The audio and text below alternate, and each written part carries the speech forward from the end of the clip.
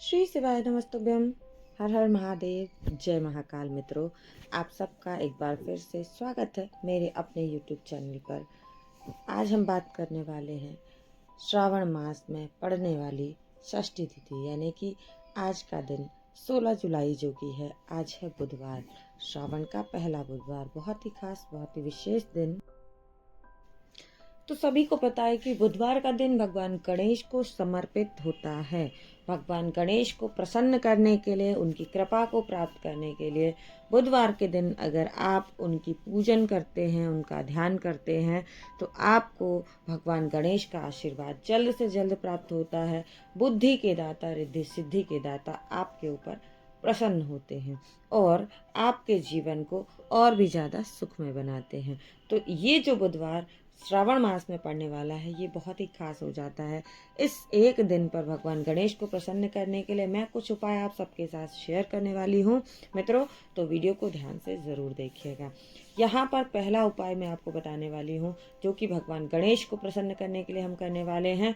और इस बुधवार को हम गौरी गणेश के नाम से भी जानते हैं। ठीक है, तो इस गौरी गणेश वाले बुधवार के दिन आपको क्या कुछ ऐसा उपाय करना है जिससे भगवान गणेश की कृपा आपके पूरे परिवार के ऊपर रहेगी। दोस्तों, करना क्या है, इस उपाय के लिए आपको कहीं भी नहीं जाना है।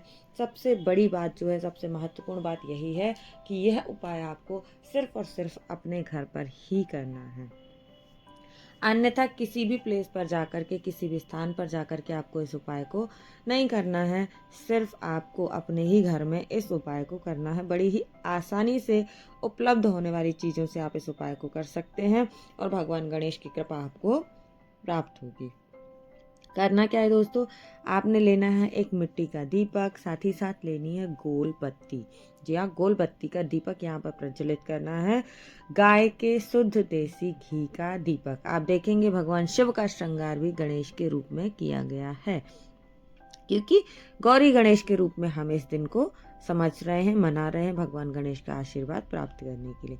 तो अपने ही घर में इस उपाय को कीजिएगा। किसी शिवालय, किसी मंदिर में आपको नहीं जाना है। क्या करना है, मिट्टी का एक दीपक लेंगे, गाय के घी का आपको इसमें गोल बत्ती रख करके प्रज्वलित करना है। अगर आपके पास में गाय के घी की उपलब्धता ना हो मित्रों, तो आपने तिल के तेल का प्रयोग भी कर सकते हैं। आप तिल के तेल का एक दीपक जो है वो जला सकते हैं। कब करना है, कैसे करना है, समझ लेते हैं। बुधवार के दिन यानी कि 16 जुलाई, आपको बुधवार के दिन शाम के समय प्रदोष काल में आप इस उपाय को करेंगे तो और भी अच्छा है। इस प्रयोग को करना है, लेना है एक दीपक, गाय के शुद्ध देसी घी का गोल बत्ती का दीपक आपको लेना है।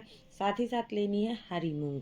मूंग की दाल नहीं लेनी है, यहाँ पर खड़ी मूंग यानी कि हरी मूंग के दानों का प्रयोग करना है। कुछ दाने आपको लेकर के भगवान के पास पहुंचना है, यानी कि अपने घर के मंदिर में, और वहां पर इस उपाय को हम करेंगे। करना क्या है, कुछ दाने नीचे रखने, क्योंकि दीपक को कभी भी ऐसे नहीं रखा जाता है भूमि पर, आसन देकर ही आपको दीपक को रखना है। तो यहाँ पर हमें लेने हैं हरी मूंग के कुछ दाने। हरी मूंग के कुछ दाने नीचे रखने हैं, उसके ऊपर आपको दीपक रख करके जलाना है। और जब आप दीपक जला देते हैं तो जलते हुए दीपक में आपको मयूर ध्वज नाम का प्रयोग करते हुए, जी हाँ, एक विशेष नाम है मयूर ध्वज। मयूर ध्वज नाम का स्मरण करते हुए कुछ दाने जो है आपको उस जलते हुए दीपक में हरी मूंग के डाल देने हैं। दोस्तों, इतना सरल सा उपाय, इतना आसान सा उपाय जो कि हर कोई कर सकता है। यकीन मानिए कि भगवान गणेश की कृपा आप पर, आपके पूरे परिवार पर अवश्य होगी। और बुद्धि रिद्धि सिद्धि के दाता आपके घर पर बुद्धि का जो है वो इतना सभी को प्रदान करेंगे कि आपका जीवन जो है वह खुशियों से व्यतीत होगा भगवान गणेश की कृपा से। तो दोस्तों, यहाँ पर मैंने पहले उपाय की बात कर ली, अब मैं बात करने वाली हूँ दूसरे उपाय की, जो कि बड़ा ही आसान सा उपाय है भगवान शिव को, भगवान गणेश को प्रसन्न करने के लिए। बुधवार का दिन है तो बात करेंगे भगवान गणेश को प्रसन्न करने की। साथ ही साथ श्रावण का मास चल रहा है, जो कि उनके पिताजी हैं यानी महादेव, तो दोनों की एक साथ पूजन करते हैं। यहाँ पर लेना है महादेव को प्रसन्न करने वाली प्यारी सी सुंदर सी बेलपत्र। बहुत ही आसानी से मिल जाने वाली है। अगर आपके पास पेड़ से तोड़ा हुआ बेलपत्र ना हो तो आप मंदिर में जाइए, शिवालय में आपको चढ़ा हुआ एक बेलपत्र मिल जाएगा, और उसी चढ़े हुए बेलपत्र को धुल करके आप बार बार प्रयोग कर सकते हैं। पूज्य गुरुदेव ने कई बार बताया है कि बेलपत्र को 21 दिन तक 21 डेज तक आप इसको प्रयोग कर सकते हैं। उसको बासी नहीं माना जाता है दोस्तों। तो 21 दिन तक आप एक बेलपत्र का प्रयोग भी कर सकते हैं। इस प्रकार आप बेलपत्र के पौधे को नुकसान किए बिना भी शिव को प्रसन्न कर सकते हैं। तो इस उपाय के लिए हमें क्या लेना है, एक प्यारी सी सुंदर सी बेलपत्र, साथ ही साथ तांबे के लोटे में जल और उसमें मिलाना है गंगा जल की कुछ बूंदें। ये लेकर के आप कहाँ पहुँचेंगे, महादेव के शिवालय के समक्ष। और यहाँ पर आपको पीले चंदन का प्रयोग करना है। ध्यान रख करके पीला चंदन तांबे के पात्र में जल और एक बेलपत्र लेकर के पहुँच जाइए महादेव के समक्ष। करना क्या है आपको, जो आपके पास में जल है, जो आपके पास में बेलपत्र है, इसका प्रयोग कैसे करना है।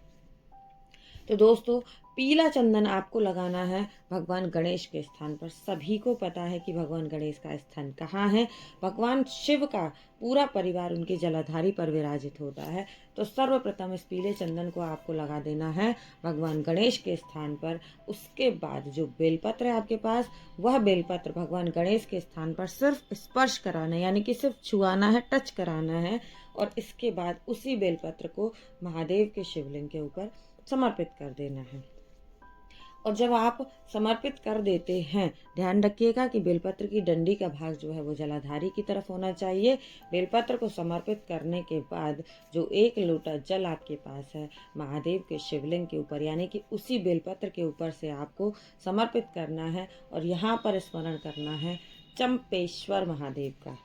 किस नाम का, चंपेश्वर महादेव के नाम का स्मरण करते हुए आप जल समर्पित कर दीजिएगा दोस्तों।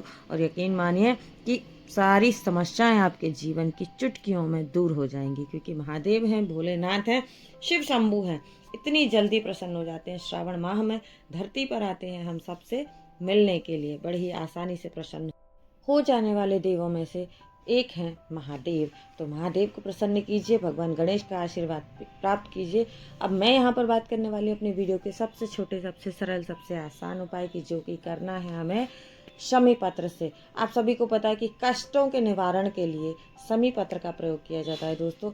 और कई बार जब हमें शमी पत्र प्राप्त नहीं होता है तो हम उसके स्थान पर चावल का भी प्रयोग करते हैं। लेकिन इस उपाय में ध्यान रखिएगा कि आप यहाँ पर सिर्फ और सिर्फ शमी पत्र का प्रयोग कर सकते हैं, चावल का प्रयोग यहाँ पर आप नहीं कर सकते हैं। करना क्या है दोस्तों, आपने लेना है शमी का एक पत्ता और साथ ही साथ अपने घर से तांबे के पात्र में लोटे में जल लेकर के जाना है।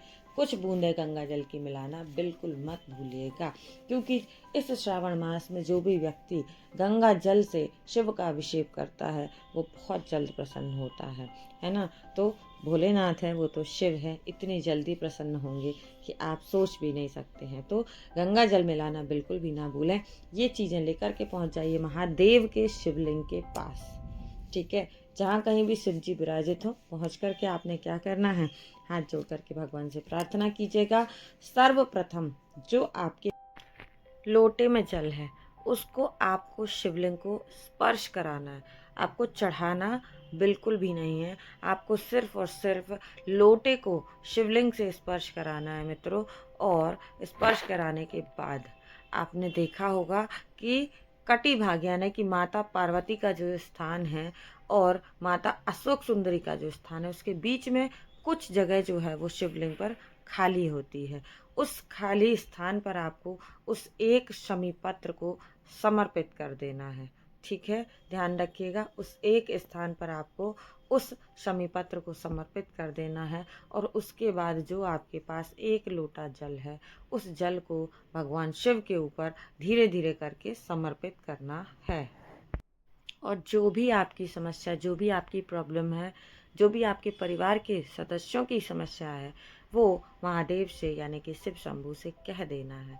यकीन मानिए दोस्तों कि आपने इस छोटे से उपाय को अगर कर लिया तो बहुत सारी समस्याएं आपके जीवन की जो हैं बड़ी जल्दी समाप्त हो जाएंगी। महादेव प्रसन्न होंगे। इस श्रावण सोमवार आप भी इस उपाय को अवश्य कीजिए। अपनी आवश्यकता के अनुसार या बिना आवश्यकता के भी, कहते हैं ना कि ईश्वर का आशीष तो प्राप्त करना ही है अपने जीवन के उद्धार के लिए। तो ईश्वर का आशीर्वाद प्राप्त करने के लिए आप शिव के ऊपर 1 लोटा जल अवश्य चढ़ाएं दोस्तों, और गंगा जल मिला करके ज़रूर चढ़ाइएगा। तो अगर इन छोटी छोटी बातों का ध्यान रखते हुए आप शिव को पूजन करते हैं, शिव को प्रसन्न करना चाहते हैं, तो ज़रूर से ये वीडियो सिर्फ़ और सिर्फ आपके लिए है। उम्मीद करती हूँ दोस्तों वीडियो में दी हुई जानकारी आप सबको पसंद आई होगी, और अगर वीडियो अच्छा लगे तो ज़्यादा से ज़्यादा लोगों तक शेयर कीजिएगा, वीडियो लाइक कीजिएगा, चैनल पर पहली बार आए हैं तो चैनल को सब्सक्राइब ज़रूर कीजिएगा। ऐसी ही महत्वपूर्ण जानकारियाँ देखने सुनने के लिए मेरे साथ बने रहें। मिलेंगे अगले वीडियो, तब तक के लिए स्वस्थ रहिए, मस्त रहिए, व्यस्त रहिए। श्री शिवाय नमस्तुभ्यम दोस्तों। हर हर महादेव, जय महाकाल। भगवान गणेश का आशीर्वाद आपको प्राप्त हो, भगवान शिव की कृपा आपको प्राप्त हो, और ऐसे ही आप ईश्वर भक्ति में रमे रहें। राधे।